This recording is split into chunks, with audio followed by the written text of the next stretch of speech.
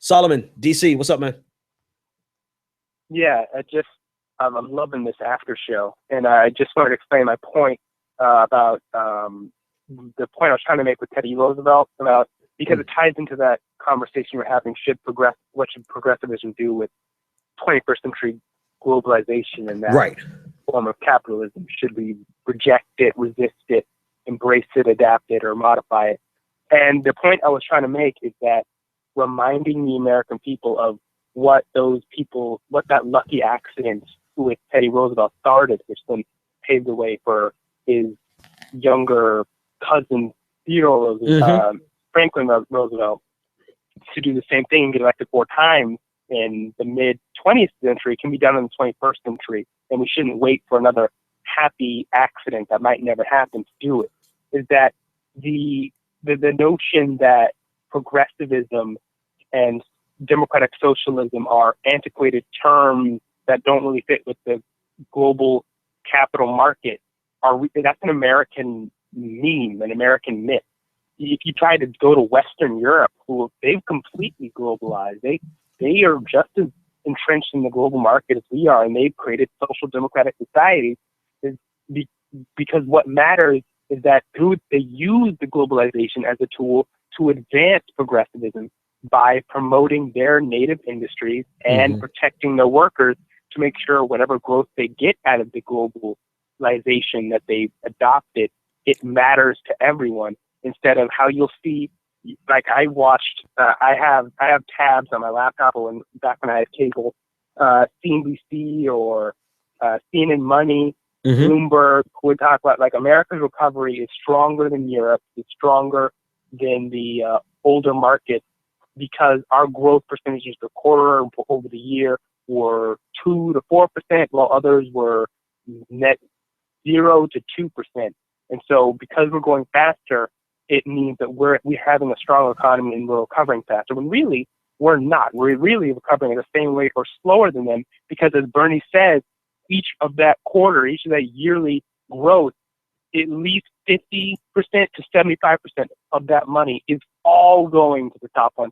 You showed that chart earlier in the show. Yeah. What the wealth is for white and black families. It's gone down. It's not recovering.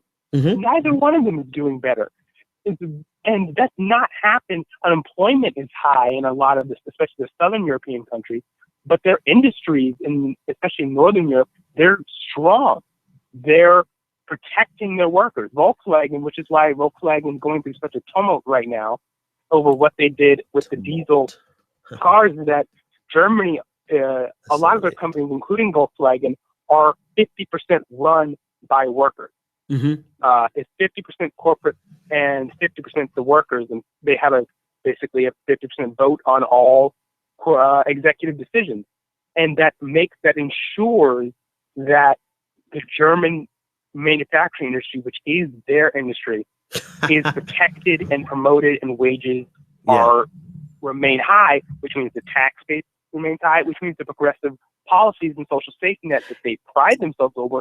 We have to go one step further, though. Yet. We have to go one step further with this analysis of, and no doubt, I think Umar actually said it in the room. He was saying that globalization is not necessarily antithetical to progressivism. I think I'm summarizing what he said. So I'm not saying it's inevitable from that point of view. I'm saying inevitability in the sense that there is natural enmity. There's a natural war between capital and labor. This is still at the fundamental crux of all of our conversations, right? Everything that you just said about protecting their local labor force goes down to capital versus labor. Yep. So long as our system is structured such that capital is that we view the game that way, where it's capital at the expense of labor or labor at the expense of capital, then globalization has the advantage because of the wealth that is amassed in capital circles. So it's inevitable, it's the feeling of inevitability in the sense that the momentum and the economic force is behind capital. And I don't know that Um,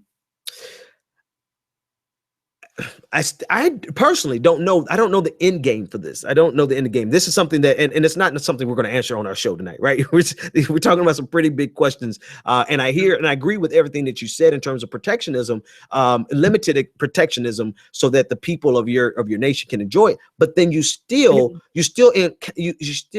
put a burden on capital, so that so long as they're free to go somewhere else, they're going to go somewhere else. Now, and I'm not saying that. I'm not saying that from a Republican talking point. I'm saying that from just a very basic, simple business decision that they're going to make. So I don't know. I'm just throwing these out. I don't have the answer, and I'm just talking out loud right now. Go for it. And I think the part of the deeper problem is the cultural difference between how a lot of the Western social democracies view capitalism in their societies and how we do. Okay. A lot of the corporations, like one policy they have is that German manufacturers and other industries have to keep a certain level of training so that workers could easily transfer to another company in that industry for any reason they choose, really. And it protects the national economy if one, let's say, like something happened, which just won't happen, but Volkswagen, because of what happened. But you know, let me cut you off 1 second, Will. Not Will, Solomon, because ultimately what you're saying is exactly the inevitability that I was talking about.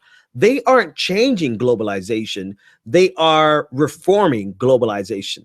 So even with those reforms that you're mentioning, it's not, it doesn't undo the modern paradigm. It just makes it more palatable. So you're really making a case for exactly what I was saying, that as progressives, are we fighting to change the system fundamentally, or are we fighting to reform the system so that it's palatable? I know social democrats have always, like, on the spectrum of, like, from Eugene Debs or I guess modern day would be Sawant in Seattle, that it's reformist socialism. Like, even like the Socialist Alternative, her newspaper and organization, they've noted that what Bernie Sanders is, because I've been reading them more and more, is he's a reformist socialist. He's a slightly light Eugene Debs, a slightly more to the left of FDR, of what he really wants to do. And it's reforming capitalism, but because of America's version of capitalism, not just Reaganism helped start it, but it was there before. FDR had to fix it the first time, or the second time, Teddy had to fix it the first time. Our capitalism is distinctly different than how other countries I agree. viewed it. Even China doesn't view it the same rugged individualist. Well, of course, China would now. They're coming from house on the way out. Yeah. Let me grab this other call. This is Umar. I want to see what he's going to throw in the conversation. All right, thanks, man. And actually, just missed them.